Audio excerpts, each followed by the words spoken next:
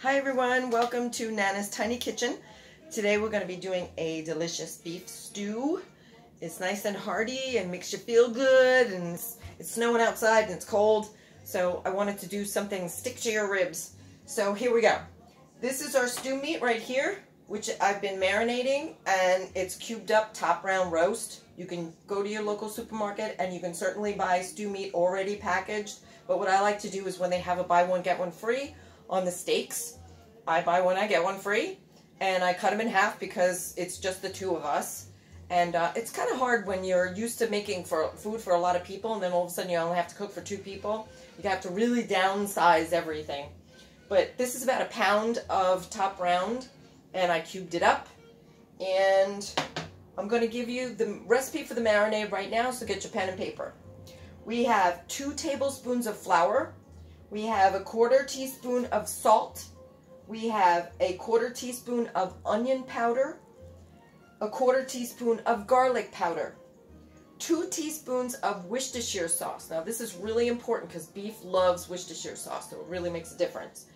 A 1/4 teaspoon of black pepper, 1/8 of a teaspoon of red pepper flakes. Now this is an option if you don't want it a little on the spicy side. I like things in the winter time, actually all the time, a little on the spicy side, so you can leave out the red pepper flakes if you want to. And a 1/2 teaspoon of balsamic vinegar. And you get that all mixed up. You cover this up and you put it in your refrigerator for about 20 minutes to a half an hour before you're going to start making your stew. Now this has been sitting here getting to room temperature. I got my pan going here. I got 1 medium-sized onion, about this size. And I have 1 large clove of garlic, but you can certainly grate up 2 smaller cloves of garlic, it'll be fine. I have about a cup or a little bit more of carrots, and I have 2 medium-sized potatoes that I peeled and chopped up.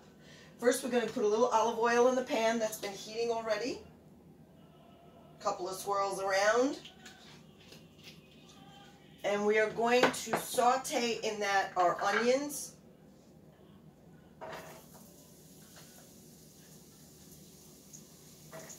On medium heat. Get them all in there. Our onions. And our garlic. I tell you, we use so much garlic in this house, it's not a vampire for miles.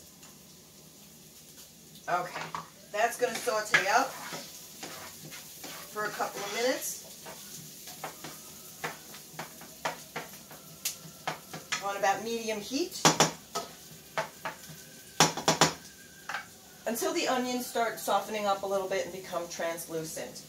And then after that we add our beef, and we want to brown it up in the same pan, get them nice and brown, and then we'll go from there.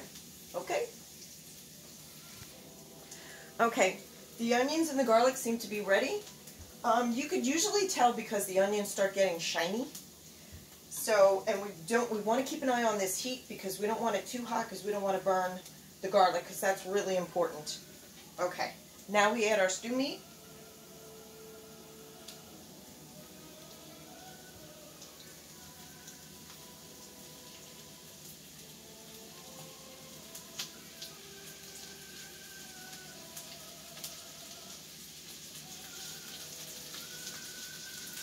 I like to cut the meat in small chunks. I don't like big chunks in my stew. And besides the fact that it cooks a little bit faster, you don't have to cook it for 4 hours. Not that we don't have all that time these days. Anyway, I'm going to let these get browned up. And in the meantime, I set aside, this is 2 cups of either a bone broth or a beef stock or beef broth, whatever you choose.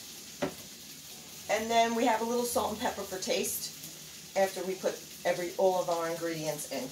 Okay, we're just going to let this get browned up. Okay, we're browning our beef, and I'm just going to let you take a look at that so you can see what it looks like. And now we're going to add our beef stock. Let's just put this so everybody can see. Okay, now this is about a little more than 2 cups of, like I said, either a beef broth. I like using a bone broth. And I think there's a little bit extra in here, so I'm just going to measure it out. I'm pretty sure it's about another 1/2 cup.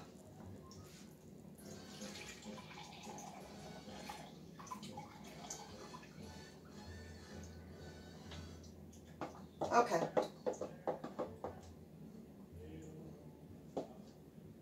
So figure 2 2/3 cup I'm adding to this. Now mind you, when this is cooking, a lot of the liquid is going to evaporate and we want a nice stew, which consists of, you need that liquid. Just going to rinse this out a little.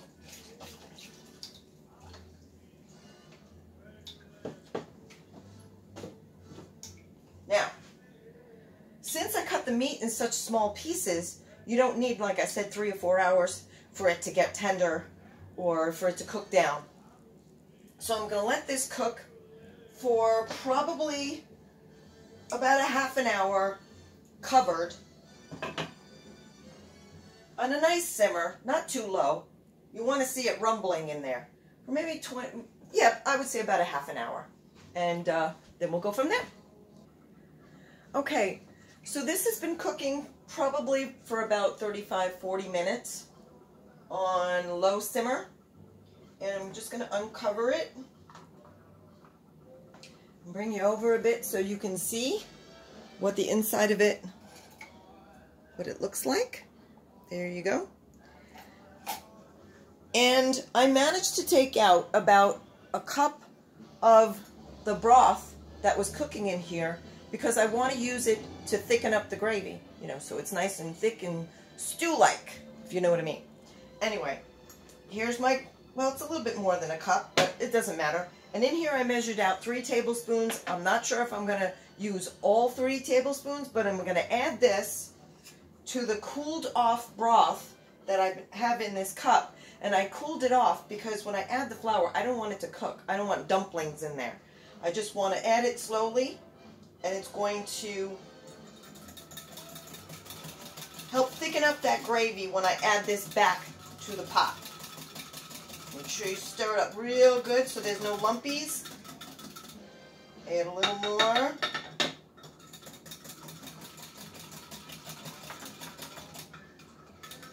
I find this a better way to do it than doing either a roux on the side where you're adding additional fat to it because you're making the butter with the flour, or doing it with water because then you have to re-season everything because it kind of waters all your flavors down. This way, you'll only have to add maybe a little bit of pinch of salt to taste. Okay. If it takes all 3 tablespoons, yeah, looks like it's going to take all 3 tablespoons. And just to be sure, I'm going to put my glasses on because I can't see anything. It's about 1 1/4 cup of the broth in here. So this was on a really low simmer. So this is going to go right back in here like this. Give it a nice stir.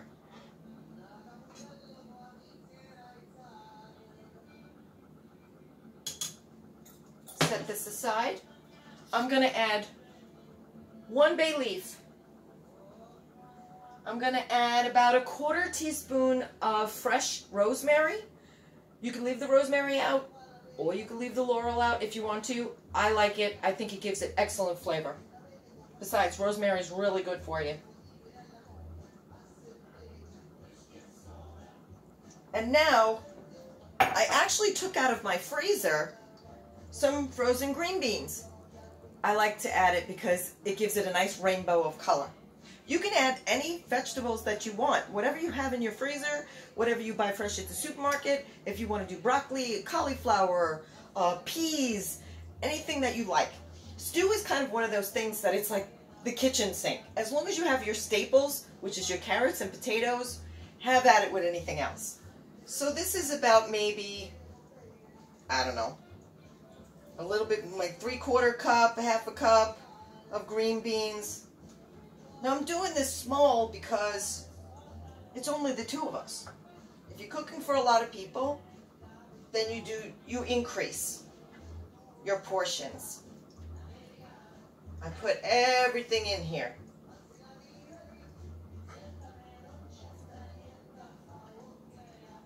And I give it a good stir. I'll tell you, the laurel or the fresh bay leaf gives it such an amazing flavor. It's one of my go-to things for either stew or peppered steak, or what else do I use laurel with? When I made the bolognese, I put a nice laurel leaf or bay leaf. I actually bought a plant on Etsy, and I keep it on my counter, and because I like it fresh. The one you buy in the supermarket is fine. You can just use that. It's fine. But I like the fresh. I'm going to add a little bit of pepper. Maybe about 1/8 of a teaspoon of pepper.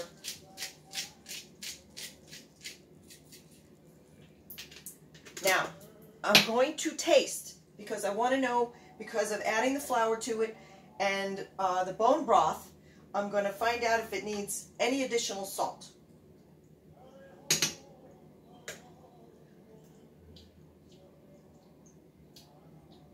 Maybe a pinch. So I'm going to add maybe about 1/4 teaspoon of salt.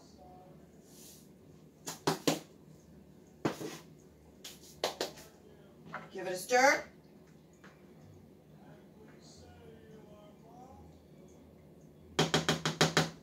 Cover it back up. And it's automatically going to thicken up as it comes to that low simmer. You're going to simmer this. If you have the small pieces of meat, like I said before, I did this for at least 40 minutes, 35-40 minutes covered just with the meat in there and the onions and the garlic. Now I added everything in. My pieces are small, so it's probably going to go for another half an hour, and the meat will be perfectly tender and it'll thicken up beautifully. If you use larger pieces of meat, you wait on putting those vegetables in. Do maybe an hour just with the meat. And like the stew meat that you buy in the grocery store, it's these big fat chunks. Well, I take those big fat chunks and I cut them in 4s. But if you use those big fat chunks, then you need at least an hour to cook covered just with that. And then your last half hour or 40 minutes or so, that's when you add all your vegetables in. Because you don't want everything too mushy. You still want to have a nice, viable, good, delicious stew and good, delicious vegetables in your stew. Okay, this is on low right now. And it's going to go for another half an hour. Mine's going to go for another half an hour. And I hope you like this recipe. Please feel free to shoot me any questions you may have, any comments that you may have. Let me know if you actually tried this. I'm going to do this with some buttered noodles later, but you can do a beautiful garlic mashed potato. And when you serve the mashed potato, you make a hole in the middle and you put your stew in the middle and do some dinner rolls on the side. Amazing. Beautiful. But this time, I'm going to do them with a buttered noodle. It's your choice. I hope you like this recipe. See you next time.